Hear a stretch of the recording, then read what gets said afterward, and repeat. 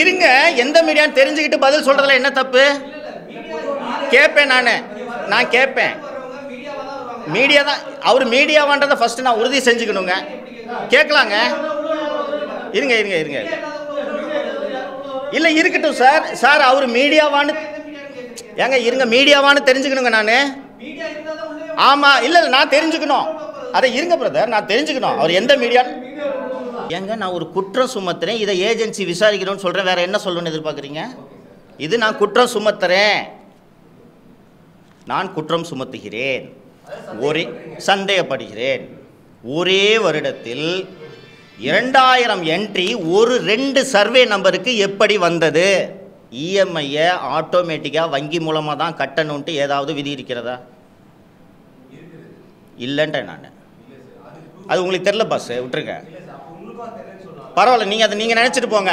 இது மாதிரி தமிழ்நாடு முழுக்க ஆட்களை செட் பண்ணி வங்கியில் கடன் வாங்கி இவங்க மணி லாண்டரிங் பண்ணுறாங்க. இதுக்கு காரணம் மு க ஸ்டாலின் தான் நான் சொல்கிறேன். இப்போ இந்த ஹேமான் 2-3 பேர் சொன்னேன்ல, இது மாதிரி ஜி ஸ்கொயர்ட்ட பிளாட் வாங்கின பெரும்பாலானோர் ஜி ஸ்கொயர் செட் பண்ண ஆட்கள் நான் சொல்கிறேன். இஎம்ஐ கட்டலைன்னா பேங்க் வில் டேக், பேங்க் எடுத்துகிட்டு போயிடுவாங்க.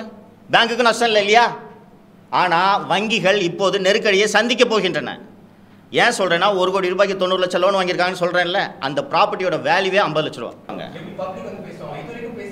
இப்போ இனிமேல் பேசுவாங்க நான் சொல்கிறேன். இருங்க பப்ளிக் இருங்க இருங்க இருங்க இருங்க பப்ளிக் பேசுனா எனக்கு என்ன, பேசலைன்னா எனக்கு என்ன? எனக்கு எது சரின்னு படுதோ நான் பேசுகிறேன். பப்ளிக் பேசட்டும், பேசாமல் போட்டோம். ஏங்க பாதிக்கப்பட்டவங்க மட்டும்தான் பேசணுமா? இந்த மாதிரி நான் புலனாய்வு செஞ்சதில் எனக்கு இந்த விவரங்கள் தெரிஞ்சிருக்குன்னு எடுத்து பொது வெளியில் வைக்கிறேன். பாதிக்கப்பட்டவங்க தான் வெளியில் சொல்லணுமா? நான் ஜி ஸ்கொயரில் 1 கோடி ரூபா கொடுத்து பிளாட் வாங்க நிலைமையில் நான் இருக்கேன். பாஸ் கேள்வி கேட்டீங்கல்ல, மற்றவங்க கேட்பாங்க, நிறுத்துங்க. கேள்வி இருந்தால் கேளுங்க. இதை ஏன் பேசல, அதை ஏன் பேசலன்றது கேள்வி இல்லை. நான் ஒரு குற்றச்சாட்டை எடுத்து வைத்திருக்கிறேன். இதில் என்ன சந்தேகமோ அதை கேளுங்க. காசா கிராண்டா ஏன் பேசல, இதை பேசலைன்னா நீங்கள் போய் காசா கிராண்டாக்கு ஸ்டோரி பண்ணுங்க. சார் நீங்கள் சொல்லுங்கள். தமிழகத்தின் நம்பர் 1 ரியல் எஸ்டேட் நிறுவனம் அப்படின்னு அவங்களே சொல்லிக்கிறாங்க. நம்பர் 1 ரியல் எஸ்டேட் நிறுவனமான ஜி ஸ்கொயர் நிறுவனம் வருமான வரித்துறை அட்டாச் செய்திருந்த நிலத்தை பொதுமக்களுக்கு விற்பனை செய்து வருகிறார்கள். சரி, ஜி ஸ்கொயருக்கு தெரியாமல் அவங்க விற்பனை செய்திருக்கலான்ட்டு நீங்கள் சொல்லலாம். ஆனால் அப்படி அல்ல.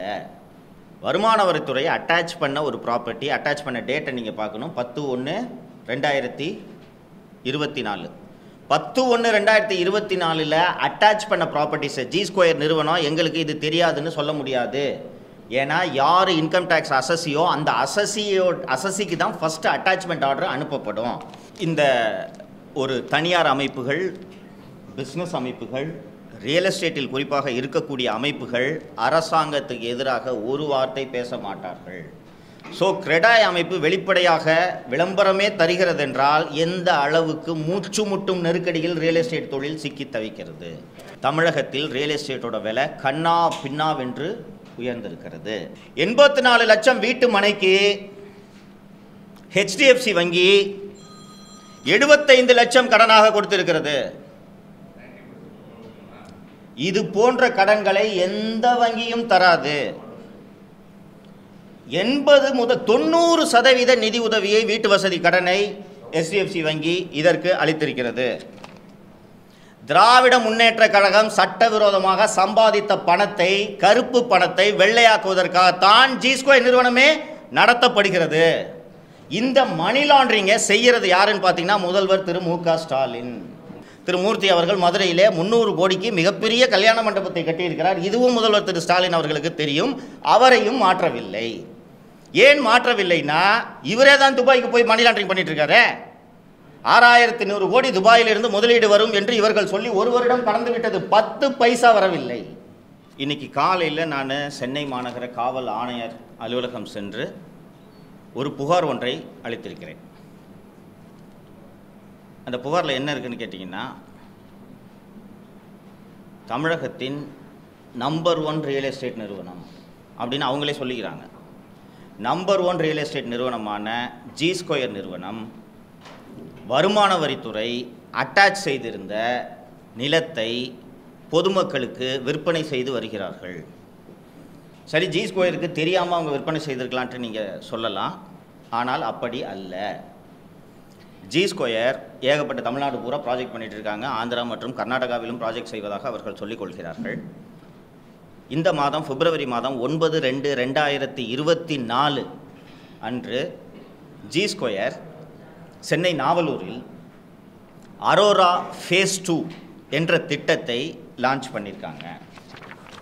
அந்த ப்ராஜெக்டை லான்ச் பண்ணும்போது அவர்கள் வெளியிட்ட பத்திரிகை குறிப்பில் ஜி ஸ்கொயர் நிறுவனத்தின் உரிமையாளர் பாலா என்கிற ராமஜெயம் என்ன சொல்கிறார் என்றால், நாங்கள் ஏற்கனவே ஃபேஸ் 1 போட்டோம், அந்த ஃபேஸ் 1ல் எல்லா பிளாட்டும் விற்று போயிடுச்சு, இப்போது இந்த ஃபேஸ் 2லையும் 1-2 பிளாட்டு தான் இருக்குது, நீங்கள் வேகமாக இந்த பிளாட்டுகளை வாங்கி கொள்ளுங்கள்னு சொல்லிட்டு முக்கியமான ஊடகங்களிலெல்லாம் அந்த பாலாவோட செய்தி குறிப்பு வெளியாகி இருக்கிறது. இந்த நாவலூரில் ஃபேஸ் 2ல் ஜி ஸ்கொயரோட ப்ராஜெக்டில் இருக்கக்கூடிய சர்வே நம்பர்கள் என்ன என்று கேட்டீர்கள் என்றால், predominantly survey numbers 2 survey numbers 100 and 101. அந்த 100ல் part 1, part 2, part 3, part A, பின்னு சொல்லிட்டு ஏகப்பட்ட சர்வே நம்பர்ஸ் இருக்குது. இப்போது இந்த ஃபேஸ் 2லையும் சேம் சர்வே நம்பர்ஸ் தான் இருக்குது. ஸோ ஜி ஸ்கொயர் போடுற இந்த அரோரா ஃபேஸ் 2 லே அவுட்டு இதே சர்வே நம்பர் கொண்ட ப்ராப்பர்ட்டி தானா அப்படின்றத எப்படி உறுதி செய்கிறது என்று பார்த்தீர்கள் என்றால், தமிழக அரசின் ரியல் எஸ்டேட் ரெகுலேட்டரி அத்தாரிட்டி என்ற இண்டிபெண்ட் பாடியில் தமிழ்நாட்டில் ரியல் எஸ்டேட் டெவலப் பண்ணுற அத்தனை பேரும் பதிவு செய்து அவர்கள் திட்டத்துக்கு ஒப்புதல் பெற வேண்டும். ஜி ஸ்கொயர் அவ்வாறு ரெரால ரியல் எஸ்டேட் ரெகுலேட்டரி அத்தாரிட்டியில் சப்மிட் பண்ணி ஒப்புதல் பெற்ற அந்த ப்ரொப்போசலில் இருக்கக்கூடிய சர்வே எண்கள் நாவலூர் கிராமம், திருப்போரூர் தாலுகா சர்வே எண்கள் 100 மற்றும் 101 ஆகிய இந்த ப்ராஜெக்ட்ஸ் தான் ரெரால ஜி ஸ்கொயர் அப்ரூவல் வாங்கியிருக்கிறாங்க. வருமான வரித்துறை அவர்களது 10/1/2024 நாளிட்ட உத்தரவின்படி நான் சொன்ன இந்த 100 and 101 சர்வே நம்பர்ஸை அட்டாச் பண்ணியிருக்காங்க. இதற்கான ஆதாரம் எங்கே இருக்கிறது என்று கேட்டீர்கள் என்றால், இந்த 100 மற்றும் 101 நாவலூர் கிராமத்தை சேர்ந்த சர்வே எண்களுக்கான என்கம்பரன்ஸ் சர்டிஃபிகேட், வில்லங்க சான்று என்று சொல்வார்கள் அல்லவா, அதை நீங்கள் அப்ளை பண்ணி பார்த்தீர்கள் என்றால், நான் சொல்கிற இந்த 100 மற்றும் 101 சர்வே நம்பர்கள் அந்த வருமான வரித்துறையோட உத்தரவில் இருக்குது. அதே சர்வே நம்பர்களுக்கு தான் ஜி ஸ்கொயர் இந்த அரோரா ஃபேஸ் 2 ப்ராஜெக்டில் அப்ரூவல் வாங்கியிருக்கிறாங்க. ஸோ இப்போது டு சப்மிட் அப் இது என்னன்னு பார்த்தீங்கன்னா, வருமான வரித்துறை அட்டாச் பண்ண ஒரு ப்ராப்பர்ட்டி, அட்டாச் பண்ண டேட்டை நீங்கள் பார்க்கணும். 10/1/2024 10/1/2024 அட்டாச் பண்ண ப்ராப்பர்ட்டிஸை ஜி ஸ்கொயர் நிறுவனம் எங்களுக்கு இது தெரியாதுன்னு சொல்ல முடியாது. ஏன்னா யார் இன்கம் டேக்ஸ் அசஸியோ அந்த அசஸிக்கு தான் ஃபஸ்ட்டு அட்டாச்மெண்ட் ஆர்டர் அனுப்பப்படும். Income tax provisionally we are attaching the following immovable ப்ராப்பர்ட்டின்ற அந்த உத்தரவை முதலில் யார் இன்கம் டேக்ஸ் அசஸியோ அந்த அசஸிக்கு தான் கொடுப்பாங்க. ஜி ஸ்கொயர் நிறுவனர் பாலா என்கிற ராமஜெயத்துக்கிட்டே இந்த அசஸ்மெண்ட் ஆர்டர் கொடுக்கப்பட்டிருக்கும். அப்படி கொடுக்கப்பட்ட பிறகும் அவர் 9/2/2024 அன்னைக்கு நீங்கள் எல்லோரும் வாங்கிக்கங்க, சீக்கிரமாக விற்று போகும், 1-2 பிளாட்டு தான் அவைலபிளாக இருக்குது, எந்த பிளாட்டாக இருந்தாலும் வாங்கிக்கங்கன்னு விற்பனை செய்கிறார். ரைட்டுங்களா? இது ஒரு போர்ஷன். கடந்த வாரம் முதல் ரியல் எஸ்டேட் தொழிலை நடத்துபவர்களின் சங்கமான கிரெடாய் என்கிற அமைப்பு பிரபல நாளிதழ்களில் விளம்பரம் வெளியிட்டிருந்ததை பார்த்திருப்பீர்கள். இங்கிலீஷு, தமிழ் எல்லாத்துலேயும் இந்த விளம்பரம் வந்துச்சு, நீங்கள் பார்த்துருக்கலாம். இந்த விளம்பரத்தில் கிரெடாய் என்ன சொல்கிறாங்கன்னா, கொள்கை உருவாக்குபவர்களுக்கு ஒரு வேண்டுகோள், பதிவு மற்றும் முத்திரை தீர்வை கட்டணங்களின் உயர்வை திரும்பப் பெறுங்கள். முத்திரை தீர்வை மற்றும் பதிவு கட்டண உயர்வு தமிழ்நாட்டில் வீட்டு வசதி மலிவு விலையிலும் மற்றும் எளிதில் கிடைப்பதிலும் பெரும் சிரமத்தை ஏற்படுத்துகிறது அப்படின்னு சொல்லிட்டு கீழே வந்து அவங்க ஒரு டேபுலர் காலம் மாதிரி போட்டிருக்காங்க அந்த அட்வர்டைஸ்மெண்ட்டில். இதை நீங்கள் பார்க்கணும். இது சில லட்சம் ரூபாய்கள் செலவாகும் முழுப்பக்க வண்ண நாளிதழ் விளம்பரம் தருவதற்கு. இந்த தமிழ்நாட்டின் முக்கியமான நாளிதழ்கள் அத்தனையிலும் முழுப்பக்க விளம்பரங்களை கிரெடாய் அமைப்பு, நார்மலாக இந்த மாதிரி அசோசியேஷன்ஸ், அதுவும் பிஸ்னஸ் அசோசியேஷன்ஸ், அரசுக்கு எதிராக மூச்சு கூட விடமாட்டார்கள் என்பது உங்கள் அத்தனை பேருக்கும் தெரியும். கடந்த ஒரு வாரமாக இந்த விளம்பரம் எல்லா நாளேடுகளிலும் வந்து கொண்டிருக்கிறது. அதில் அவங்க கீழே சொல்கிறாங்க பாருங்கள், கவர்மெண்ட் ரிவைஸ் பண்ண ரேட் என்னன்றதை இந்த விளம்பரத்திலே போட்டிருக்காங்க. 50 லட்சத்திற்கும் குறைவான அடுக்குமாடி குடியிருப்புக்கு 31/3/2023 அன்று உள்ளபடி பதிவு கட்டணம் 1.28 லட்சம். 31/12/2023 கடந்த ஆண்டு டிசம்பர் அன்று 1.28 லட்சமாக இருந்த அந்த பதிவு கட்டணம் 2.91 லட்சமாக உயர்ந்திருக்கிறது. ஏறக்குறைய 1 லட்சம் கூட்டப்பட்டிருக்கிறது. இதன் அதிகரிப்பு இந்த பர்சன்டேஜ் எவ்வளவு அதிகரித்திருக்கிறது என்று நீங்கள் பார்த்தீர்கள் என்றால், தமிழக அரசு 8 மாதங்களில் 126.44% பதிவு கட்டணம் மற்றும் முத்திரை கட்டணங்களை அதிகரித்திருக்கிறது. அதே போல் இப்போ நான் இப்போ சொன்னது இந்த 1.28 லட்சம் சொன்னது 50 லட்சத்திற்கும் குறைவான அடுக்குமாடி குடியிருப்புகள். 50 லட்சத்துக்கு 50 லட்சம் முதல் 3 கோடி வரை உள்ள அடுக்குமாடி குடியிருப்புகளுக்கு ஏற்கனவே 31/3/2023 அன்று இருந்த பழைய பதிவு கட்டணம் 8.07 லட்சம். இந்த பதிவு கட்டணத்தை திமுக அரசு 8லிருந்து 18.17 லட்சமாக உயர்த்தி இருக்கிறது. நீங்கள் நல்லா கவனிக்கணும். 8 லட்சம் எங்கே இருக்குது? 18.17 லட்சமாக இது அதிகரித்திருக்கிறது. அதே போல் 3 கோடிக்கு மேலே இருக்கக்கூடிய அடுக்குமாடி குடியிருப்புகளுக்கான கட்டணம் மார்ச் 2023 அன்று 15.77 லட்சம் இருக்கிறது. இந்த கட்டணமானது தமிழக அரசு திமுக அரசு ரிவைஸ் பண்ணதுக்கு பிறகு கிட்டத்தட்ட 40 லட்சமாக அதிகரித்திருக்கிறது. நன்றாக கவனித்து பாருங்கள். 15.77 லட்சம் எங்கே இருக்குது? 39.24 லட்சம் எங்கே இருக்குது? இதோட அதிகரிப்பு சதவிகிதம் எவ்வளோன்னு பார்த்தீங்கன்னா 148% வரை இந்த பதிவு கட்டணம் மற்றும் முத்திரை கட்டணம் அதிகரித்தது. இப்போ நான் மீண்டும் சொல்கிறேன், இந்த ஒரு தனியார் அமைப்புகள், பிஸ்னஸ் அமைப்புகள், ரியல் எஸ்டேட்டில் குறிப்பாக இருக்கக்கூடிய அமைப்புகள் அரசாங்கத்துக்கு எதிராக ஒரு வார்த்தை பேச மாட்டார்கள். ஸோ கிரெடாய் அமைப்பு வெளிப்படையாக விளம்பரமே தருகிறது என்றால் எந்த அளவுக்கு மூச்சு முட்டும் நெருக்கடியில் ரியல் எஸ்டேட் தொழில் சிக்கி தவிக்கிறது.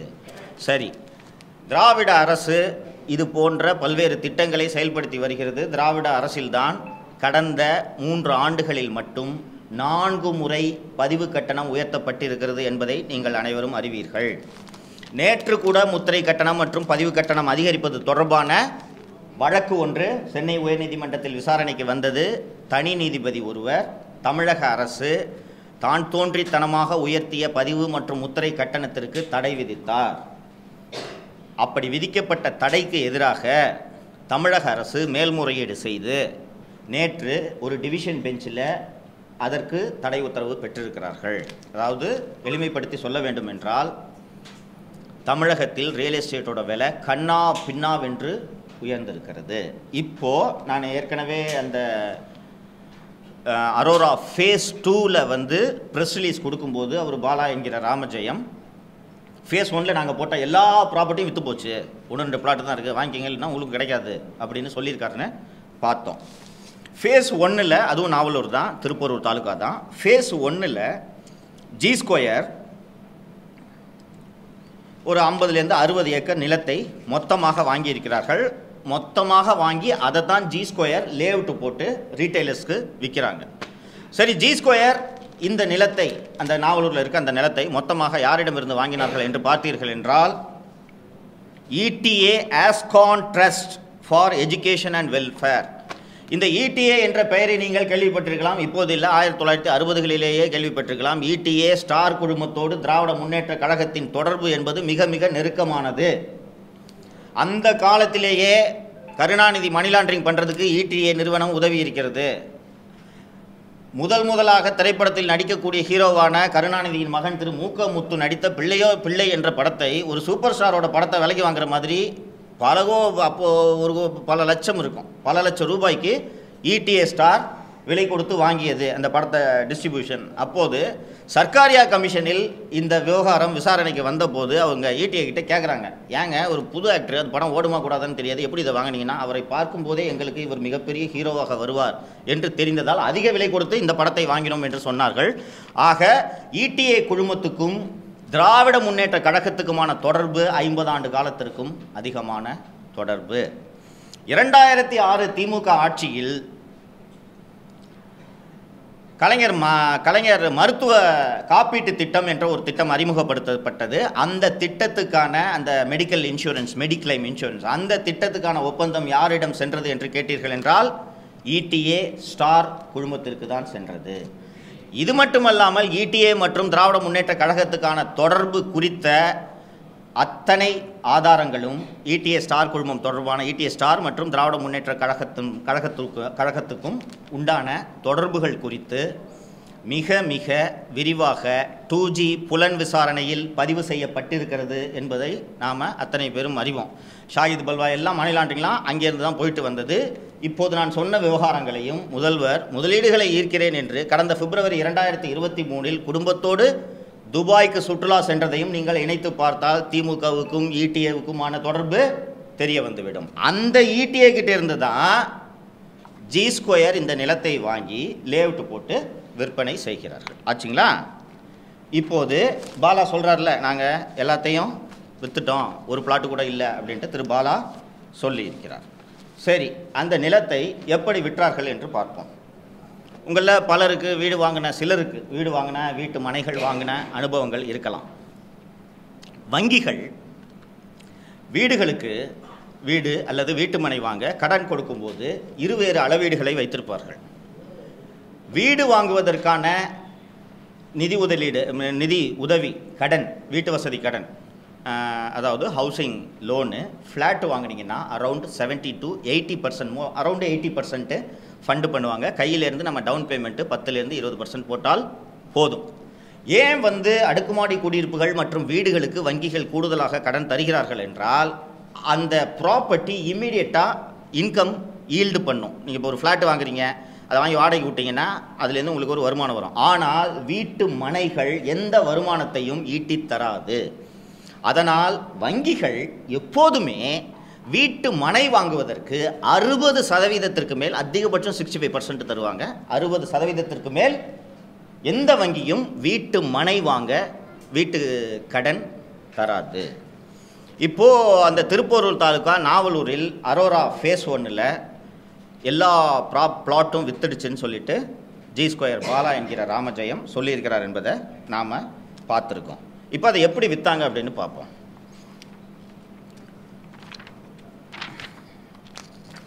கிருபாகரன் முருகேசன் என்பவர் G2 1687 சதுரடி மனை வாங்கியிருக்கிறார். அந்த மனையோட மதிப்பு 84.39 லட்சம். இந்த 84 லட்சம் தான் அந்த மனையோட ஒட்டுமொத்த விலை.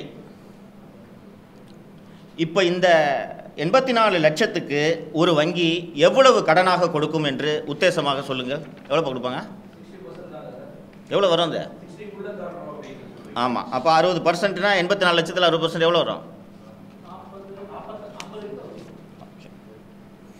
84 லட்சம் வீட்டு மனைக்கு HDFC வங்கி 75 லட்சம் கடனாக கொடுத்திருக்கிறது. இது போன்ற கடன்களை எந்த வங்கியும் தராது. 80 முதல் 90% நிதி உதவியை வீட்டு வசதி கடனை HDFC வங்கி இதற்கு அளித்திருக்கிறது. இது ஒன்று மட்டுமல்ல, G2 அரோரா ஃபேஸ் 1ல் விற்ற அத்தனை நிலங்களும் வங்கி கடன் மூலமாக வாங்கப்பட்டிருக்கிறது. அதே போல ஹேமா பிந்து என்பவர் 72 லட்சத்திற்கு G2 ஒரு மனையை வாங்குகிறார். இந்த மனையின் மொத்த விஸ்தீரணம் 1443 சதுர அடி. இந்த மனையின் வழிகாட்டி மற்றும் சந்தை மதிப்பு 72 லட்சம். இந்த 72 லட்சத்துக்கு HDFC வங்கி அளித்த கடன் தொகை 61 லட்சம். நான் இப்போ படிக்கிற இந்த டீட்டெயில்ஸ் எல்லாத்துலேயுமே பார்த்தீங்கன்னா 90% பேங்க்ஸு ஃபண்டு பண்ணியிருக்கோம். ஓகேங்களா? அதே போல் செல்வ முத்துக்குமரன் என்பவர் ஒரு வீட்டு மனையை வாங்குகிறார். அவர் வாங்கும் வீட்டு மனை அவரோட எக்ஸ்டென்ட் கொஞ்சம் குறைவு, 663 சதுர அடி தான் வாங்குறாரு. அந்த 663 சதுரடியோட மொத்த விலை 33.18 லட்சம். இந்த 33.18 லட்சத்துக்கு ஆக்சிஸ் பேங்க் வழங்கிய கடன் தொகை 29.43 லட்சம். 29.43. இதே போல அசோக் குமார் என்பவர் ஜி ஸ்கொயரில் 1207 சதுரடி வீட்டு மனையை வாங்கியிருக்கிறார். இந்த வீட்டு மனை 1207 சதுரடினா வெறும் அரை கிரவுண்டு. இந்த அரை கிரவுண்டோட மதிப்பு, அவர் பதிவு செய்த மதிப்பு 51.72 லட்சம்.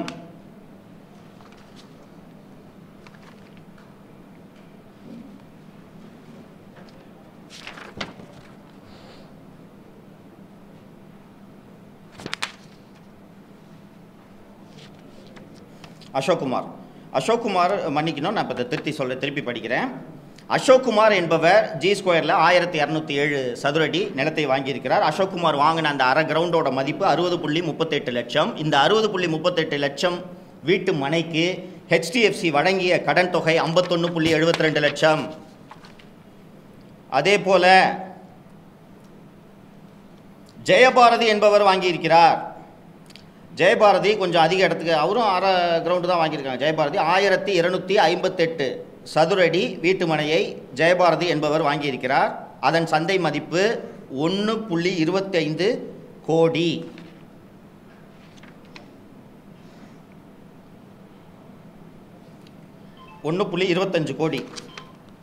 இதற்கு 1.25 கோடி, இதுக்கு ஒன்றுக்கு தான் 50% லோனு சாங்ஷன் இருக்குது. இந்த 1.25 கோடிக்கு ஹெச்டிஎஃப்சி பேங்க்கு சாங்ஷன் பண்ண லோனு 60 லட்சம். அதே போல் கௌதம் சுப்பிரமணியம், கௌதம் மாதையன் என்கிற இருவர் ஜி ஸ்கொயரிடமிருந்து அரை கிரவுண்டு வாங்குறாங்க. அரை கிரவுண்டு, அதோட விஸ்தீரணம் 1258 சதுரடி. இவர்கள் பதிவு செய்த மதிப்பு 74.24 லட்சம். இந்த 74.24 லட்சத்துக்கு இந்தியன் பேங்க் வழங்கிய கடன் தொகை 60 லட்சம். நான் இப்போ இது மாதிரி பெரிய பட்டியல், இந்த பட்டியலில் இருக்கக்கூடிய அத்தனையும் நான் படிக்க விரும்பவில்லை. நான் முடிச்ச பிறகு கொஸ்டின் கேள்வி. ப்ரைவேட்டு, பப்ளிக் செக்டார் எல்லா பேங்க்ஸும் இருக்குது. இப்போது பாருங்கள் நண்பர்களே, இதில் இந்த ஜி ஸ்கொயரோட லே அவுட்டில் சர்வே நம்பர்ஸை உங்களுக்கு ஏற்கனவே நான் படித்தேன். அந்த 100 and 101 சர்வே நம்பர் மட்டும்தான் இதில் இருக்குன்றதை நான் உங்களுக்கு ஏற்கனவே சொன்னேன் இல்லைங்களா? சொல்கிறேங்க, முடிக்க விடுங்க.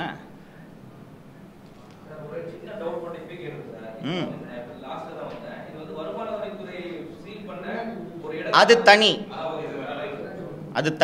இது தனி. இது நான் இப்போ சொல்ல வரத முடித்த உடனே உங்களுக்கு புரியும், அது தனி. ஓகேவா? இப்போ நீங்கள் பார்த்தீங்கன்னா இந்த சர்வே நம்பர்ஸை நான் சொன்னேன். 100 and 101 தான் இடி இன்கம் டேக்ஸ் அட்டாச் பண்ணியிருக்கு அப்படின்ற விவரத்தை நான் சொன்னேன். அதே போல் ஃபேஸ் 1ல் எல்லா பிளாட்ஸும் விற்று போயிடுச்சுன்னு சொன்னேன். அந்த ஃபேஸ் 1ல் விற்ற பிளாட்ஸுக்கெலாம் 90% எப்படி பேங்க் ஃபண்டிங் பண்ணியிருக்கு அப்படின்றதையும் நான் சொன்னேன். இப்போது எப்படி வங்கிகள் 90 முதல் 92% வரை ஒரு வீட்டு மனைக்கான கடனை தருகிறார்கள் என்பதுதான் இதில் நாம் யோசிக்க வேண்டிய கேள்வி. இப்போது நீங்கள் சோழிங்கநல்லூர்லாம் விலை அதிகமாகிடுச்சு. தாம்பரம் தாண்டி எங்கேயாவது கிளம்பாக்கன்னு எடுத்துக்கலாம். கிளம்பாக்கத்துக்கு பக்கத்தில் நீங்கள் ஒரு 2400 சதுரடி மனையை வாங்குகிறீர்கள் என்றால் அந்த மனையோட விலை 10 லட்சம் இருக்குன்னா வங்கி அதிகபட்சம் உங்களுக்கு 6 லட்சம் ரூபாய் கடன் கொடுக்கும். ஏன் கொடுப்பாங்கன்னா கைட்லைன் வேல்யூ இவ்வளோ தான் இருக்குன்ட்டு கொடுப்பாங்க. ஆனால் வங்கி 10 லட்சம் பிளாட்டுக்கு 9 லட்சம் வங்கி கடன் கொடுக்க வேண்டும் என்றால் அந்த நிலத்தின் கைட்லைன் வேல்யூ உயர வேண்டுமா இல்லையா? ஆன் பேப்பர் பத்திரப்பதிவு துறையின் கைட்லைன் வேல்யூ எவ்வளோ இருக்கோ அதில் எவ்வளவு நாங்கள் லோன் தரணுன்றதை வங்கிகள் முடிவு செய்யலாம். ஸோ அந்த கைட்லைன் வேல்யூவை எப்படி ஏற்றுறது? இப்போ நான் தொடக்கத்திலே சொன்னேன், இந்த கைட்லைன் வேல்யூவை மீண்டும் மீண்டும் தமிழ்நாடு அரசு உயர்த்தி இருக்கிறது, 4 முறை உயர்த்தி இருக்கிறது. இதைத்தான் கிரெடாய் அவங்க அட்வர்டைஸ்மெண்ட்டில் சொன்னாங்க. எங்களால் எதுவுமே பிஸ்னஸ் பண்ண முடியாது, வாங்க முடியாது அப்படின்னு சொல்கிறாங்க இல்லைங்களா?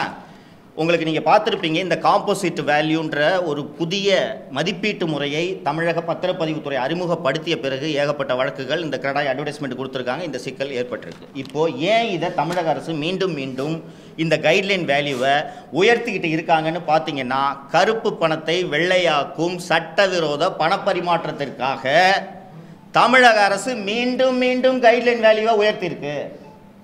இப்போ ஃபார் எக்ஸாம்பிள், நான் 10 கிரவுண்டு லே அவுட்டு போடுறேன். என்கிட்ட ஒரு ப்ராப்பர்ட்டி இருக்குது, 10 லே அவுட்டு போடுறேன். என்ன பண்ணுவேன்? லே அவுட்டு போட்டேன்னா, மார்க்கெட்டில் எல்லோரும் வாங்கிக்கிங்க சார், விலை கம்மியாக கிடக்குது, வாங்கினீங்கன்னா வாட்ச் தரேன், டிவி தரேன், இப்படி தான் எல்லோரும் பண்ணுவாங்க. அதற்கு பதிலாக நான் ஒரு லே அவுட்டு போட்டு 10 கிரவுண்டு இருக்குது, ஒரு கிரவுண்டு 10 லட்சம்னு வச்சுக்கலாம், மொத்தமாக 1 கோடி. நான் என்ன பண்ணுறேன்? மருதுகிட்ட கூப்பிட்டு ஒரு கிரவுண்டு நீ வாங்கிக்க, அருள்மொழிகிட்ட கூப்பிட்டு நீ ஒரு கிரவுண்டு வாங்கிக்கன்னு சொல்லிடுறேன். ஸோ மருதுவும் அருள்மொழியும் என்ன பண்ணுவாங்கன்னா, நேராக பேங்க்குக்கு போய் இந்த மாதிரி ஒரு கிரவுண்டு 10 லட்சம் விற்கிது, எனக்கு லோன் கொடுங்கன்னு கேட்டோன்னா பேங்க்கில் 9 லட்சம் கட்டிடுவாங்க. 9 லட்சம் யாருக்கு போகும்? யாருக்கு போகும்? ஜி ஸ்கொயருக்கு போகும். ஸோ ஜி ஸ்கொயருக்கு 9 லட்சம் ஒயிட்டில் வந்துடுது. இப்போ இதோட இஎம்ஐ யார் கட்டணும்? யார் லோன் வாங்கினாங்களோ அவங்க கட்டணும். அந்த லோனை ஜி ஸ்கொயர் கட்டிக்கும். புரியல? நான் இப்போ சொல்கிறேன். இப்போ நான் லே அவுட்டு போடுறேன், நான் தான் ஜி ஸ்கொயரு, நான் லே அவுட்டு போடுறேன், ஓகேவா? உங்களை கூப்பிட்டு நீ எதுவும் காசு கொடுக்கணும்னா போய் நீங்கள் பேங்க்கில் லோன் வாங்க, பேங்க்கில் துட்டு தருவாங்கன்னு நான் சொல்கிறேன். நீங்கள் போய் பேங்க்கில் போன உடனே ஒரு பிளாட்டுக்கு 9 லட்ச ரூபா லோன் தந்துடுறாங்க. லேண்டு உங்கள் பேரில் ரிஜிஸ்டர் பண்ணிடுவேன். இஎம்ஐ கட்டணும்ல, நீங்கள் இஎம்ஐ நான் கட்டிக்கிறேன்.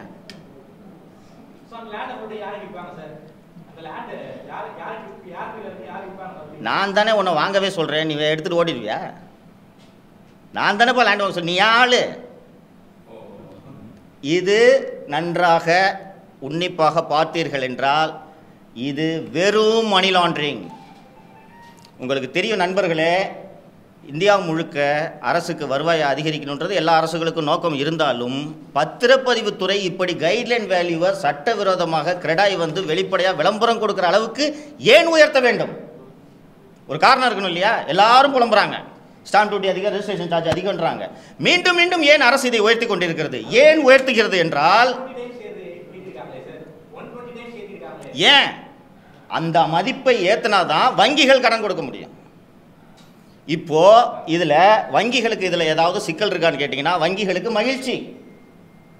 ஹவுசிங் லோனே போகாமல் இருந்துட்டு இருக்கிற ஒரு நேரத்தில் கரெக்டாக ஹவுசிங் லோனுக்கு, அதுவும் வீட்டு மனைக்காக ஹவுசிங் லோன் கேட்டு வர்றாங்க. கரெக்டாக மாதம் மாதம் இஎம்ஐ வருது, சரி கட்டலை. வங்கிகளுக்கு என்ன பிரச்சனை? மனை எடுத்துக்கலாமா? இப்போ வங்கிகளுக்கு வின் வின் சிச்சுவேஷன். வங்கிகளுக்கு பணம் வந்துடும், ஜி ஸ்கொயருக்கு பணம், ஏராளமான பணம் ஒயிட்டில் வந்துடும், எவ்ரிபடி இஸ் ஹாப்பி.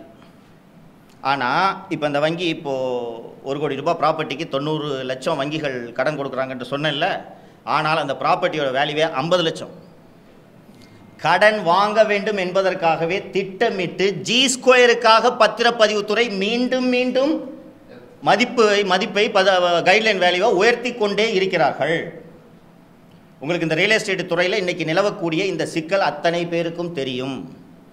மீண்டும் மீண்டும் முத்திரை கட்டணம், பதிவு கட்டணத்தை அரசு உயர்த்துவது ஜி ஸ்கொயரோட பிளாட்ஸை விற்கிறதுக்காக. நண்பர்களே, உங்களுக்கு நன்றாக தெரியும், 2021 திமுக ஆட்சிக்கு வரும்போது ஜி ஸ்கொயர் அந்த ஆண்டு சமர்ப்பித்த ஆண்டு கணக்குகளில் 3 கோடி ரூபாய் நஷ்டம் காட்டியிருக்கிறார்கள். அந்த ஜி ஸ்கொயர் எப்படி சார் ஒரே வருஷத்தில் 8000 கோடி டேர்ன் ஓவர் பண்ண முடியும்? இது சாத்தியமா? இப்படி உலகத்தில் மிக எளிதாக ஒரே வருஷத்தில் 8000 கோடி பிஸ்னஸ் டேர்ன் ஓவர் பண்ணுறது சாத்தியம் என்றால் எல்லாரும் இதை பண்ண மாட்டாங்களா? ஜி ஸ்கொயருக்கு மட்டும் எப்படி இந்த வருமானம் வந்தது என்று கேட்டீர்கள் என்றால், இப்படித்தான் இந்த வருமானம் வந்தது. இன்னொரு முக்கியமான விஷயத்தை சொல்லிடுறேன். இந்த 2 சர்வே நம்பர் சொன்னேன் இல்லைங்களா, 100 மற்றும் 101. ஒரு வருடத்தில் மற்றும் பத்திரப்பதிவு துறையில் 2000 என்ட்ரி இருக்குது இந்த சர்வே நம்பருக்கு.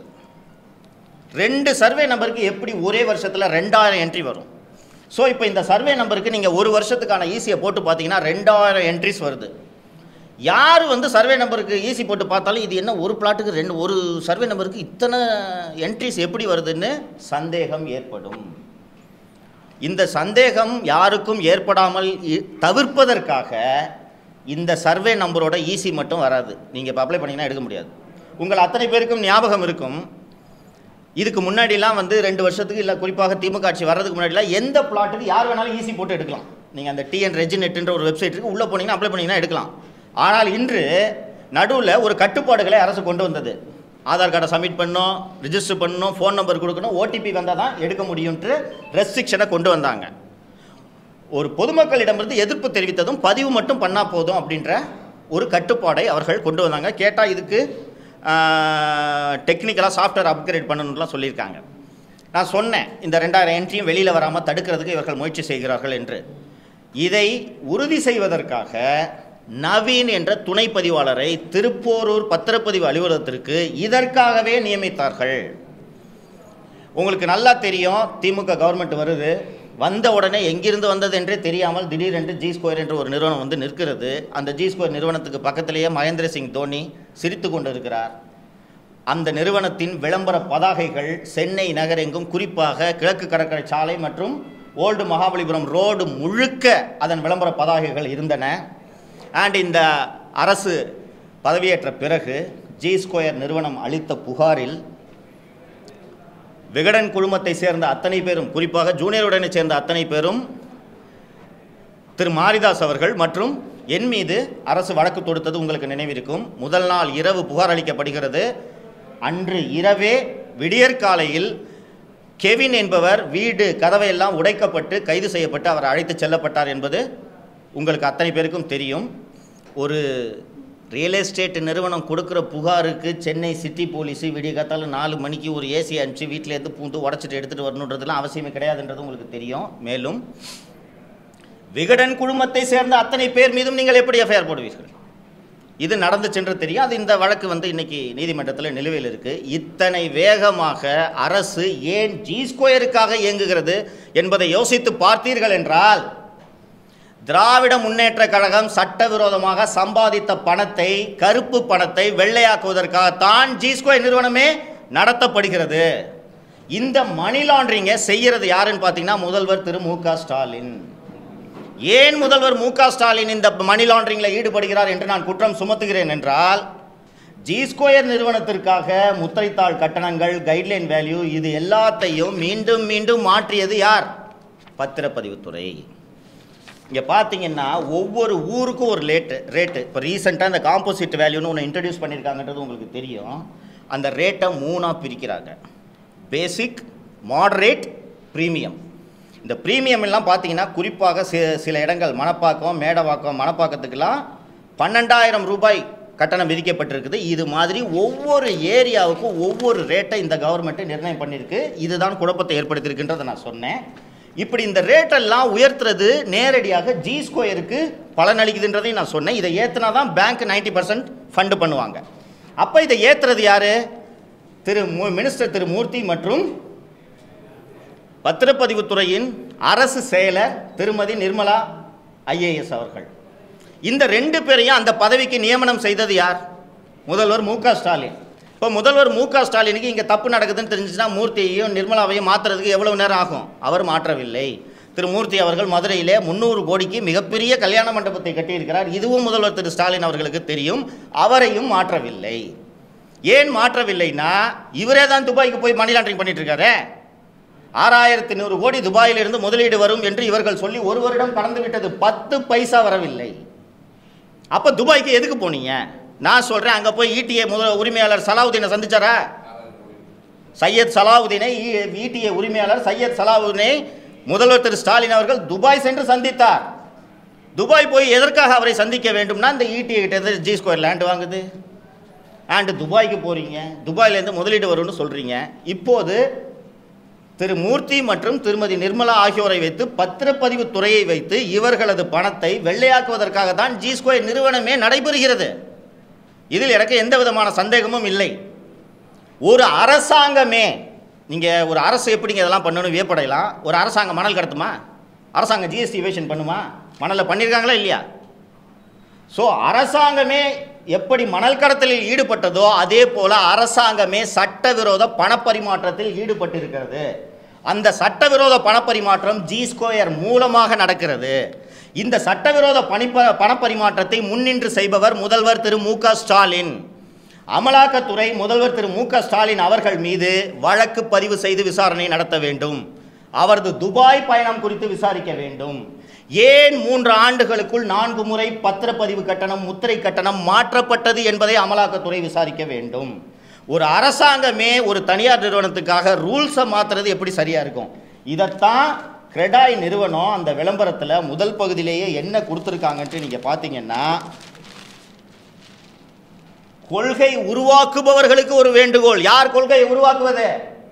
மு க ஸ்டாலின் அவருக்கு தான் இந்த வேண்டுகோள். பதிவு மற்றும் முத்திரை தீர்வை கட்டணங்களின் உயர்வை திரும்ப பெறுங்கள். இப்போ நான் சொன்னது கரெக்டாக வருதுங்களா? ஏன் திருப்பி ஏற்றுறீங்க? ஜி ஸ்கொயருக்காக ஏற்றுறீங்க. அப்போ ஜி ஸ்கொயருக்காக வேலை செய்யக்கூடிய முதல்வர் தானே மணி லாண்டரிங்கில் ஈடுபடுகிறார். அதனால் மத்திய அரசு உடனடியாக தலையிட்டு தமிழக அரசு, குறிப்பாக முதல்வர் திரு மு க ஸ்டாலின் அவர்கள் மீது சட்டவிரோத பணப்பரிமாற்ற சட்டத்தின் கீழ் வழக்கு பதிவு செய்து விசாரணை நடத்த வேண்டும். இந்த 3 ஆண்டுகளில் ஜி ஸ்கொயர் பதிவு செய்த அத்தனை வீட்டு மனைகளின் பதிவுகள் குறித்தும் விரிவான விசாரணையை மத்திய அரசு நடத்த வேண்டும் என்பதைத்தான் இந்த நேரத்தில் தெரிவித்துக் கொள்ள விரும்புகிறேன். கொஸ்டின்ஸ் கேளுங்க. One by one.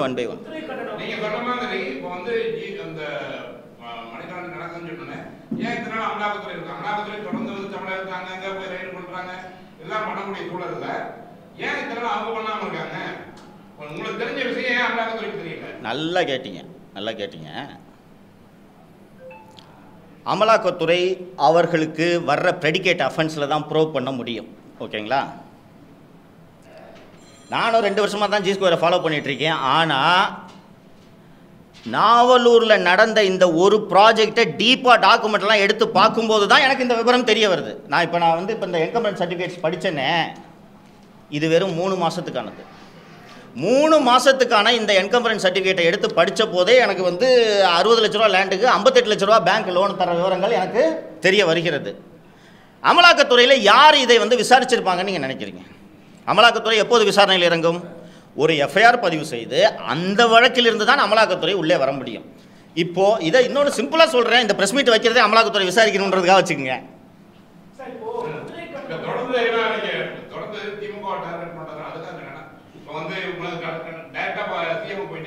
இல்லைங்க, அது என்னன்னா, இப்போ நான் போய் ஜெகன்மோகன் ரெட்டியை டார்கெட் பண்ண முடியுமா?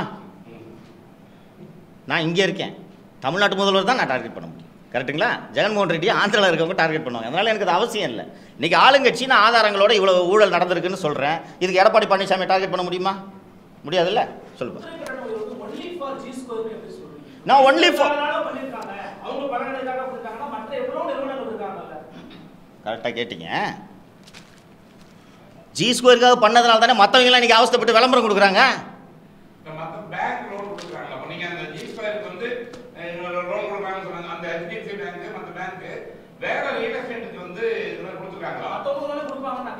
யாருக்கும் கொடுக்கல. அபார்ட்மெண்ட் வேற, வீட்டு மனை வேற.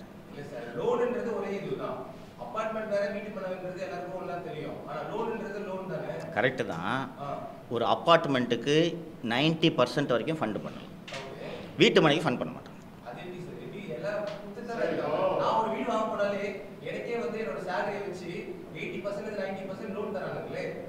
வீட்டு மனை வாங்கியிருக்கீங்களா? எங்கே வாங்கியிருக்கீங்க? கொளத்தூரில். வீட்டு மனையா வீடா? மனை, பிளாட்டு. எவ்வளோக்கு? எங்கே வாங்கினீங்க? எந்த பேங்க்கில்?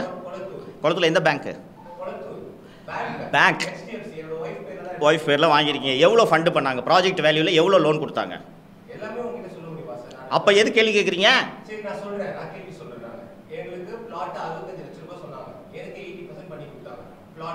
இது 90% இருக்குன்னு நான் சொல்கிறேங்க.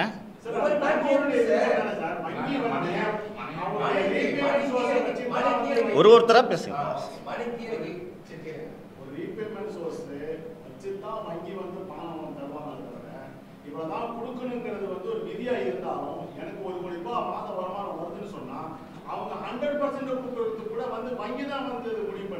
வங்கி முடிவு பண்ணும்.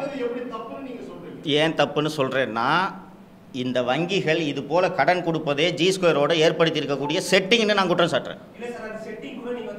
கொஞ்சம் இருங்க, நான் முடிச்சிடறேன். அவர் கேட்டால் பதில் சொல்ல. ஏன் அவசரப்படுங்க? எந்த மீடியா நீங்கள்? எந்த யார்? இருங்க, நான் பதில் சொல்கிறேங்க. ஏன் எந்த மீடியான்னு கேட்கக்கூடாதா? இருங்க, எந்த மீடியான்னு தெரிஞ்சுக்கிட்டு பதில் சொல்கிறதுல என்ன தப்பு? கேட்பேன், நான் கேட்பேன். மீடியா தான் அவர் மீடியாவான்றதை ஃபர்ஸ்ட் நான் உறுதி செஞ்சுக்கணுங்க. கேட்கலாங்க. இருங்க இருங்க இருங்க இல்லை இருக்கட்டும் சார். சார் அவர் மீடியாவான்னு ஏங்க இருங்க, மீடியாவான்னு தெரிஞ்சுக்கணுங்க நான். ஆமாம், இல்லை நான் தெரிஞ்சுக்கணும். அதை இருங்க பிரதர், நான் தெரிஞ்சுக்கணும் அவர் எந்த மீடியா. இருங்க, எந்த மீடியான்னு தெரிஞ்சுக்கிறதா என்ன தப்பு சொல்லுங்க. இப்போ நான் என்ன கேட்டேன், உனக்கு பதில் சொல்ல முடியாதுன்னு சொன்னேன்னா? இல்லை சார். சார் இப்போ நீங்கள் எந்த மீடியான்னு கேட்கறதுல என்ன தப்பு சார்? அவர்கிட்ட அவர் கேள்வி கேட்குறாரு, குளத்தூரில் எவ்வளோங்க ஃபண்டிங் பண்ண கேட்டால் அந்த டீட்டெயில் சொல்ல முடியாது. நான் அரைக்குறையாக தான் கேள்வி கேட்பேன்னா அப்போ தான் சரி. இருங்க, கேள்விக்கு போங்க. மீடியா எந்த மீடியான்னு கேட்டு பதில் சொல்கிறதுல தப்பு இல்லை. உனக்கு பதில் சொல்ல முடியாதுன்னு சொன்னேன்னா அப்புறம் என்ன? இருங்க நீங்கள் கேள்வி இருங்க. கேட்டதுனால தாங்க கேட்குறேன். அவர் பத்திரிகையாளர் ஏங்க, அவர் பத்திரிகையாளரான்னு சந்தேகம் வரதுனால தாங்க கேட்குறேன். புரிஞ்சுங்க, கேளுங்க. இருக்கட்டும், கேளுங்க. என்ன சொல்லணும்? ஆமாம், எது எந்த கொஸ்டின் கேட்குறீங்க நீங்கள்? ஆமாங்க, இதை நான் குற்றம் சுமத்துகிறேன். இதுதான் ப்ரூஃப்னு நான் சொல்கிறேன். இந்த வங்கிகள் இதை அமலாக்கத்துறை விசாரிக்க வேண்டும் என்று நான் சொல்லுகிறேன். இது மாதிரி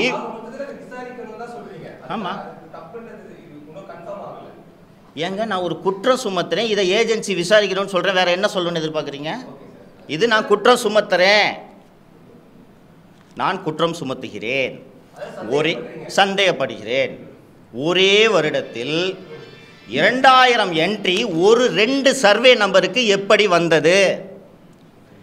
ஒரு வீட்டு மனைக்கு 90% லோனை காஸ்ட்டை எப்படி வங்கிகள் அட்வான்ஸாக கொடுத்தன? இதில் ஏன் வங்கிகளுக்கு எந்த விதமான சிக்கலும் வராது என்றால், இது எப்படி மணி லாண்டரிங்னு கேட்டிங்கல்ல நீங்கள் பிரதர், உங்கள்கிட்ட தான் சொல்கிறேன் நான். இப்போது நான் இப்போ இந்த சொன்னேன், அருள்மொழிக்கிட்ட என் ஆளை 10 பேரை விட்டு நீங்கள் பேங்க்கில் போய் லோன் வாங்கிக்கிட்டு பணத்தை வந்து என்கிட்ட ஒயிட்டில் ஜி ஸ்கொயருக்கு வந்துடும். 15 வருஷம் இஎம்ஐ கட்டணும் இல்லையா? அந்த 15 வருஷம் இஎம்ஐயை நான் கேஷில் கட்டிக்குவேன். புரியுதுங்களா? இப்போ நீங்கள் தான் இருக்கீங்க, நீங்கள் என் ஆளுன்னு வச்சுக்கோங்க. நான் வந்து உங்கள்கிட்ட பாஸ் இந்த பிளாட்டை வாங்கிக்கிங்க, போய் ஹவுசிங் லோன் போங்க, 10 லட்ச ரூபா பிளாட்டு, 9 லட்ச ரூபா உங்களுக்கு லோன் கொடுப்பாங்கன்னு சொல்லி உங்களுக்கு ஒன்றும் கஷ்டம் இல்லையா? போய் அப்ளை பண்ணுறீங்க, 9 லட்ச ரூபா லோன் கொடுத்துரும், 9 லட்சம் செக்கை என்கிட்ட கொடுத்துருவீங்க. நீங்கள் அந்த கட்ட வேண்டிய மீதி 1 லட்சத்தையும் நான் கட்டிடுவேன். உங்களுக்கு இதுக்கப்புறம் மாதம் இஎம்ஐ கட்டணும்ல நீங்கள் 10 வருஷத்துக்கு. இதை நான் கேஷில் கட்டிக்கிட்டா மாதம் 40,000 கட்ட முடியாதா கேஷில்? இஎம்ஐ பேங்க்கில் ஒரு இன்ஸ்டால்மெண்ட்டு மாதம் கட்ட முடியுமா முடியாதா? 40,000 45,000 முடியுமா முடியாதா? முடியும். அப்படி முடியாம தான் இன்னைக்கு ஜி ஸ்கொயர் நம்ம கேஷா கட்டினா நம்ம சொன்ன டேட்டை விட 5ஆம் தேதி இஎம்ஐனா நம்ம வந்து அதுக்கு முன்னாடி நம்ம கட்டினாலோ பின்னாடி கட்டினாலோ அவனோட டேட் படி நமக்கு இது போடுவோம், ஃபைன் போடுவோம். நானே லோன் எடுத்துட்டேன், பெனால்டி வரும்ல, நம்ம செக் அப் எடுத்து கொடுத்துருக்கோம். செக் கொடுத்துட்டா ஆட்டோமேட்டிக்கா டெபிட். ஏங்க இஎம்ஐ லோனோட இஎம்ஐக்கு போஸ்ட் டேட்டட் செக்ஸ்லாம் வாங்குறது இல்லைங்க. எப்படி பண்ணுறாங்க? சரி, நீங்கள் பிளாட் வாங்கியிருக்கீங்க, நீங்கள் எப்படி திருப்பி கட்டுறீங்க? எல்லாரும் ஆட்டோமேட்டிக்காக டெபிட் பண்ணணும் கட்டாயம் ஒன்றும் கிடையாது. இஎம்ஐயை இருங்க பாஸ், இஎம்ஐயை ஆட்டோமேட்டிக்காக வங்கி மூலமாக தான் கட்டணுன்ட்டு ஏதாவது விதி இருக்கிறதா? இல்லைன்றேன் நான். அது உங்களுக்கு தெரில பாஸ், விட்டுருங்க. பரவாயில்ல, நீங்கள் அதை நீங்கள் நினச்சிட்டு போங்க.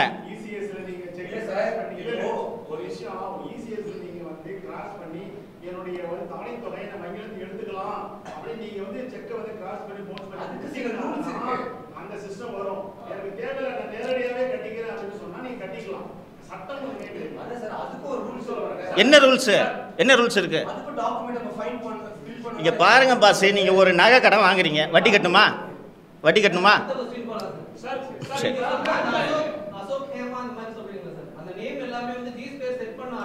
அப்படின்னு தான் நான் குற்றம் சாட்டுறேன்.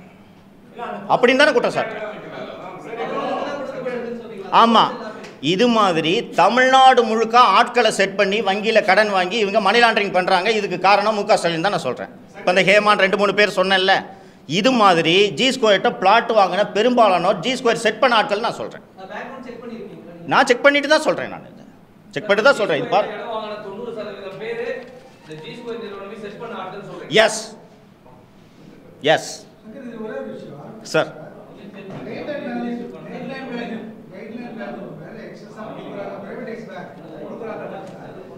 நேஷனலைஸ்ட் பேங்க் இருக்காங்கல்ல,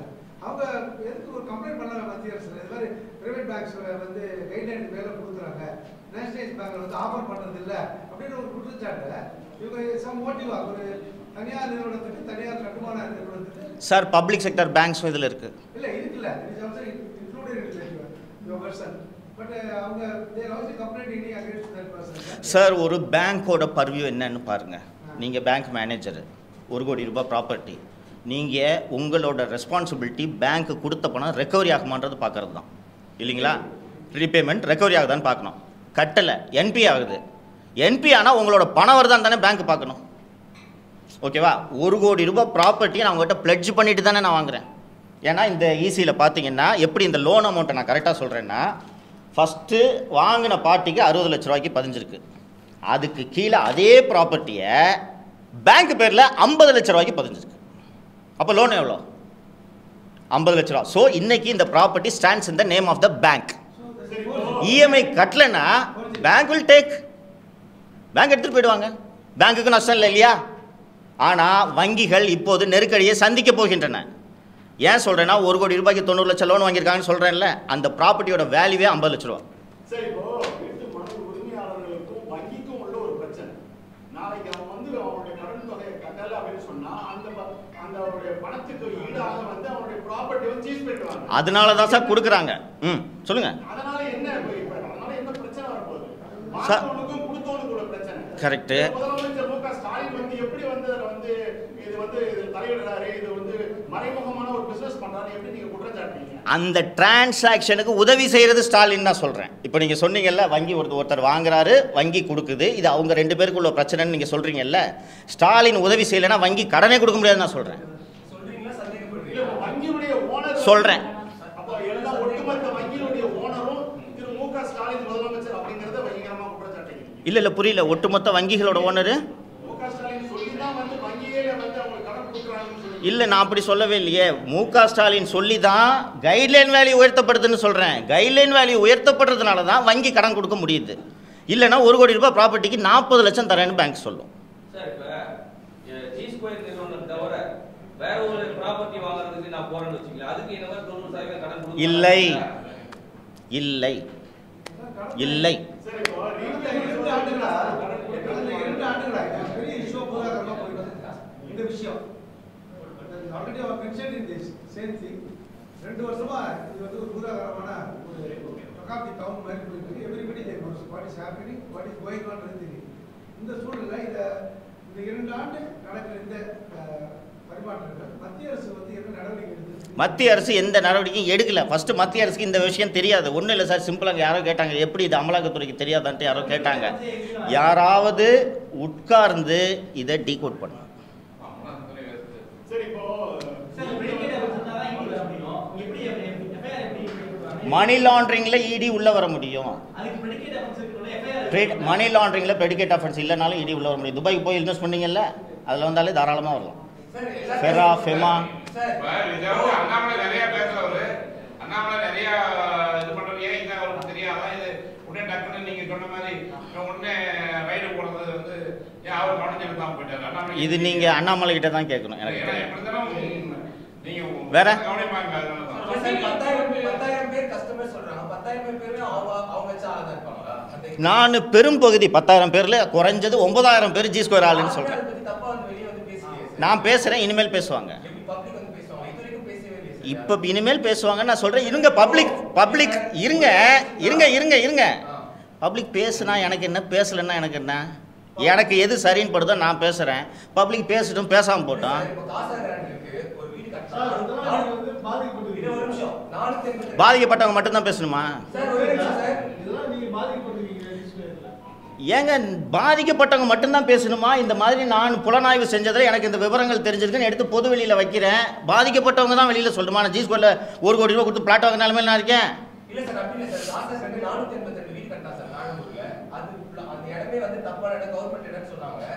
எல்லாரும் ரோட்ல வந்து பிரச்சனை பண்ணாங்க. அதை பத்தி ஒண்ணு கூட பேசவே இல்லை. இது மட்டும் நான் அந்த விஷயம் என்னன்றதை விசாரிக்கல பிரதர். காசா கிராண்ட்டை நான் விசாரிச்சு கம்ப்ளீட் டீடைல்ஸ் எடுக்காம நான் எந்த விஷயத்தையும் தொடர்றது கிடையாது. காசு எல்லாமே அப்டேட்டா இருக்கீங்க, அது மட்டும் பேசவே அது பண்ணல. நாளைக்கு இப்போ நீங்க பேசுறது பப்ளிக் வந்து ஏமாறாங்கன்றதா, அங்க பப்ளிக் ஏமாந்துட்டால ஆல்ரெடி.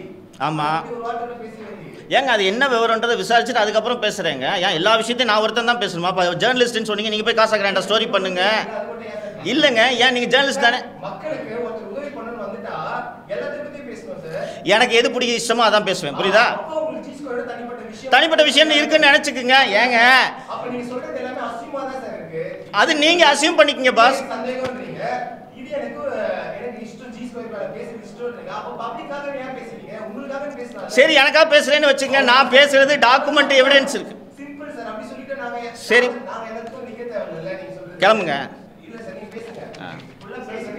உண்மையை பப்ளிக் பாஸ் கேள்வி கேட்டீங்கல்ல, மற்றவங்க கேட்பாங்க, நிறுத்துங்க. கேள்வி இருந்தால் கேளுங்க. இதை ஏன் பேசல, அதை ஏன் பேசலன்றது கேள்வி இல்லை. நான்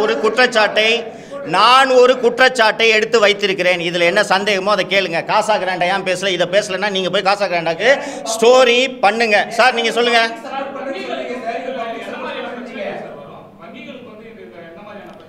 வங்கிகளுக்கு உடனடியாக எந்த பிரச்சனையும் பெரிதாக வராது. இஎம்ஐ கட்டிக்கிட்டு இருக்கிற வரைக்கும் எந்த பிரச்சனையும் வங்கிகளுக்கு வராது.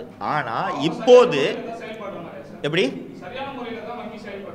அது நம்ம சொல்ல முடியாது. இது அந்த சரியான முறையில் வங்கிகள் செயல்படுகிறதா இல்லையான்றதை தான் விசாரிக்கணுன்றதுக்காக தான் நான் சொல்கிறேன். எனக்கு நான் இப்போது ஜி-ஸ்கொயர் வந்து இன்கம் டேக்ஸ் அட்டாச் பண்ண ப்ராப்பர்ட்டியை ஜி-ஸ்கொயர் லேஅவுட் போட்டு விற்கிறாங்கன்றதுக்கு நான் ஆணையர் அலுவலகத்தில் புகார் கொடுத்துருக்கேன். ஜி-ஸ்கொயர் முதல் நாள் நைட்டு கொடுத்த கம்ப்ளைண்ட்டில் காலையில் எஃப்ஐஆர் போட்டாங்கல்ல, அது மாதிரி இதுக்கு நடவடிக்கை எடுக்கிறாங்களான்ட்டு பார்ப்போம். இதை நான் பொது வெளியில் வச்சுட்டேன். நான் எல்லாத்துக்கும் நான் போய் புகார் கொடுத்துட்டு இருக்க முடியாது. பொது வெளியில் இந்த ஆதாரங்களை வச்சுட்டேன். ஏஜென்சிஸ் என்கிட்ட டீட்டெயில்ஸ் கேட்டாங்கன்னா இதை ஃபர்னிஷ் பண்ணுறதுக்கு நான் ரெடியாக இருக்கேன். சார், நீங்கள் ஜி-ஸ்கொயரை பற்றி எது பேசுகிறதா இருந்தாலும் அவங்கள்ட்ட கருத்து கேட்டு தான் நீங்கள் பேசணும் அப்படின்னு சொன்னாங்க. இதை பற்றி நீங்கள் ஜி-ஸ்கொயர்கிட்ட கேட்டப்போ அவங்க என்ன சொன்னாங்க? நேற்று நான் ஜி-ஸ்கொயர்கிட்ட இதை பற்றி நான் கேட்கல. நேற்று ஜி-ஸ்கொயர்கிட்ட நீங்கள் இந்த மாதிரி இன்கம் டேக்ஸ் அட்டாச் பண்ண ஒரு ப்ராப்பர்ட்டியை நீங்கள் விற்கிறீங்க, இது சம்மந்தமாக கருத்து சொல்லுங்கள், உங்களோட கருத்து என்னன்ட்டு நேற்று கேட்டேன். இது வரைக்கும் எனக்கு பதில் வரல. ஆனா அது எப்படி சார் விற்க முடியும்? இடி அட்டாச் பண்ணது வந்து நம்ம யாரும் பப்ளிக் வாங்க முடியாது. ஜி-ஸ்கொயர்கிட்ட கேளுங்க சார். பண்ண முடியாது. ஜி-ஸ்கொயர்கிட்ட கேளுங்க. சொல்றவங்க தான் எனக்கு தெரியல. ஜி-ஸ்கொயர்கிட்ட கேளுங்க. சரி, பரவலா ஒரு நம்பத்தகுந்த தகவலாக இல்லை அப்படின்னு கேட்டுருக்காங்க. சவுக்கு சங்கர் வந்து எதை எடுத்து பேசினாலும் அது ஒரு ஈட்டு கையூட்டு பெறுவதற்காகவே இந்த மாதிரியான பிரச்சனை எல்லாம் கலப்புறாரு. இந்த மாதிரி இப்ப யாருக்குமே அக்கறை இல்லாமல் இருக்கும் பொழுது சவுக்கு சங்கருக்கு மட்டும் இந்த அக்கறை ஏன் அவர் வந்து முன்னே நிற்கிறாரு? இவர் கையோட்டு பெருங்கிறதுக்காகவே தான் இவரெல்லாம் பண்றாரு அப்படிங்கிறது மிகப்பெரிய ஒரு குற்றச்சாட்டு பரவலா பெருகிட்டு இருக்குது. நாங்களும் கேட்டிருக்கோம். உங்களுடைய கருத்து என்ன? தாரா இருக்கலாம். உண்மை என்னன்னு விசாரித்து கண்டுபிடிச்சு நீங்களே செய்தி வெளியிடுங்கள். மகிழ்ச்சி. டபுள் என்ட்ரி எவ்வளவு நாள் பீரியடா? எந்த டபுள் என்ட்ரி? ஒரே சர்வே நம்பர் அது எவ்வளவு? இது இப்போ தான் நான் ஃபஸ்ட்டு வந்து ஆக்சுவலி வந்து இந்த இன்கம் டேக்ஸ் அட்டாச் பண்ண ப்ராப்பர்ட்டியை விற்கிறாங்கன்றதை கண்டுபிடிச்ச பிறகு தான் நான் இந்த ப்ராப்பர்ட்டியை நான் கையில் எடுத்தேன். சரிங்களா? அதை எடுத்து விசாரிக்கும் போது தான் நாவலூர் ப்ராஜெக்டில் இது நடந்திருக்கு அப்படின்றது எனக்கு தெரியுது. பர்டிகுலர்லி அரோரா ஃபேஸ் 1 நடந்திருக்குன்னு தெரியுது. இப்போது கொஞ்சம் இருங்க, பேசிகிட்டு இருக்கேன்ல. இருங்க என்ன இல்லை, அவர் சண்டை போடுறதா வந்திருக்காரு. இல்லை சார், அந்த மாதிரிலாம் சட்டம் எதுவும் இல்லைங்க சார். முதலமைச்சர் துபாய்க்கு சென்றது முதலீட்டுக்காகன்னு சொன்னார். முதலீட்டுக்காகத்தான் நான் இவர்களை பார்த்தேன் என்று சொன்னார். ஆனால் 1 வருடங்கள் கடந்தும் 2 வருடங்கள் கடந்தும் இன்னும் அந்த முதலீடுகள் வரவில்லை. அதனால் எதிர்க்கட்சித் தலைவர் எடப்பாடி பழனிசாமியே ஒரு முதலீடு வாங்க போகிறாரா, இவரோட முதலீட்டை செய்ய போகிறாரான்ற குற்றச்சாட்டை சுமத்திருக்கார். எனக்கும் அந்த சந்தேகம் இருக்கிறது. நீங்கள் துபாய்க்கு போயிட்டு 2 வருஷம் ஆன பிறகும் கூட ஒரு முதலீடு கூட நீங்கள் ப்ராமிஸ் பண்ண முதலீடு வரலன்றேன். அப்போ எதுக்கு போனீங்கன்ற கேள்வி எழுகிறது. இந்த சந்தேகத்தின் அடிப்படையில் தான் நான் சொல்கிறேன். இப்போ திரைப்படத்துறையில வந்துட்டு ஈடிஏ குரூப் வந்துட்டு நிறைய ஃபைனான்ஸ் பண்ணியிருக்காங்க. கலைஞர் குடும்பம் பண்ணீங்க. கலைஞர் குடும்பத்துக்கு மட்டும் வந்து அவங்க எடுத்த படங்களுக்கு மட்டுமே அவங்க ஃபைனான்ஸ் கொடுக்கல. ஜெயலலிதா வாங்கியிருக்கிறாங்க, பாலாஜிங்கிற ஒரு ப்ரொடியூசர் வாங்கியிருக்கிறாரு, சிவாஜி கணேசன் வாங்கியிருக்கிறாரு, ஒட்டுமொத்த சினிமா துறையுமே ஃபைனான்ஸ் வாங்கியிருக்காங்க. அதுக்கு அவங்க விநியோக உரிமையை வாங்கிக்குவோம், அவ்வளோதான். அதை எதுக்கு வந்து இதில் சம்மந்தப்படுத்தி சர்க்காரியா கமிஷனில் இந்த விஷயம் குற்றச்சாட்டாக பதிவு செய்து விசாரிக்கப்பட்டிருப்பதால் அதை சொல்கிறேன் நான். நீங்கள் சொல்கிற மற்ற விஷயங்கள் அந்த விசாரணையில் வரல. அது சர்க்காரியா கமிஷன் ரிப்போர்ட்டில் இன்னும் அவைலபிள் இட் இஸ். அதனால தான் நான் அதை ரெஃபர் பண்ணுறேன். அவ்வளோ ஓல்டு இவங்க தொடர்பு, இடிஏ மற்றும் இவர்களது தொடர்பு அவ்வளவு பழையது அப்படின்றது. அதுக்காக தான் sir you can have a copy. அந்த ஐடி அட்டாச் பண்ண ஒரு 10-12 சர்வே நம்பரை உங்கள் ஜி ஸ்கொயர் ப்ராஜெக்ட் போட்டு விற்கிறாங்க, பொதுமக்கள் ஏமாற போகிறார்கள். இன்கம் டேக்ஸ் அட்டாச் பண்ண லேண்டை இவங்க விற்கிறத நீங்கள் தடுக்கணும், பொதுமக்கள் ஏமாறக்கூடாதுன்றதுக்காக கமிஷன் கம்ப்ளைண்ட். ரிலேட்டடாக இருக்குன்றது உங்களோட குற்றச்சாட்டு. அப்படின்னு ஹெச்டி போலீஸ்ல கம்ப்ளைண்ட் கொடுத்தா அதை ப்ரொசீட் பண்ண வாய்ப்பு இருக்கா? நேர்மையாக விசாரணை நடக்க வாய்ப்பு இருக்கா? 100% ப்ரொசீட் பண்ண வாய்ப்பு இல்லைன்றது எனக்கு நல்லாவே தெரியும். அக்னாலஜ்மெண்ட் இருக்குது, கோர்ட்டை மூவ் பண்ணுறேன். எப்படி எடுப்பான்? நல்லா எடுப்பாங்களே ஜி ஸ்கொயர் மேலே. நல்லா கேட்டிங்க பிரதர். நான் இந்த நாவலூர் ப்ராஜெக்ட்டு ஒரு 3 மாதத்துக்கு தான் ஈஸி எடுத்தேன். பணம் கட்டணும், உங்களுக்கு தெரியும் ஈஸி எடுக்கிறதுக்கு. 3 மாதத்துக்கு எடுத்தப்பவே பஞ்ச் ஆஃப் என்ட்ரிஸ். ஒரு வருஷத்துக்கு தான் நான் சொன்னேன்ல 2000 என்ட்ரிஸ் வருது. இது நாவலூர் ஃபேஸ் 1 ப்ராஜெக்ட்டுக்கு மட்டும். தமிழ்நாடு பூரா வித்துட்டேன்னு ஜி ஸ்கொயர் சொல்கிற ப்ராஜெக்ட்ஸோட ஈஸி எடுத்து, இதில் வேலை அதிகம், இது எளிதாக பண்ண முடியாது. ஃபஸ்ட்டு நீங்கள் அந்த ஒவ்வொரு ப்ராஜெக்டோட சர்வே நம்பர் ஐடென்டிஃபை பண்ணணும். சர்வே நம்பர் ஐடென்டிஃபை பண்ணி ரெராவில் போய் அதுதான் இந்த சர்வே நம்பரான்னு டேலி பண்ணி அந்த சர்வே நம்பரை போட்டு ரெஜிஸ்ட்ரேஷன் ஆஃபீஸில் ஈஸி எடுக்கணும். அதான் பார்த்தா என்ட்ரிஸ் இவ்வளோ வருது. உங்களுக்கு பணம் கட்டிட்டு தான் நீங்கள் இருக்க முடியும். இது ஒரு ஆள் செய்ய கூடிய வேலை இல்லை. நானே ஒரு வருஷத்தை பார்த்துட்டு 3 மாதத்துக்கு தான் பணம் கட்டினேன். நான் 3 மாதத்துலேயே இவ்வளவு டீட்டெயில்ஸ் வந்திருக்கு. ஸோ நீங்கள் சொல்வது போல் தமிழகம் முழுக்க ஜி ஸ்கொயர் விற்பனை செய்த அந்த எல்லா வீட்டுமனை திட்டங்களையும் எடுத்து பார்த்தால் இது மாதிரி நாவலூர் மாதிரி பல இடங்களில் இவர்கள் விற்றிருக்கலாம்.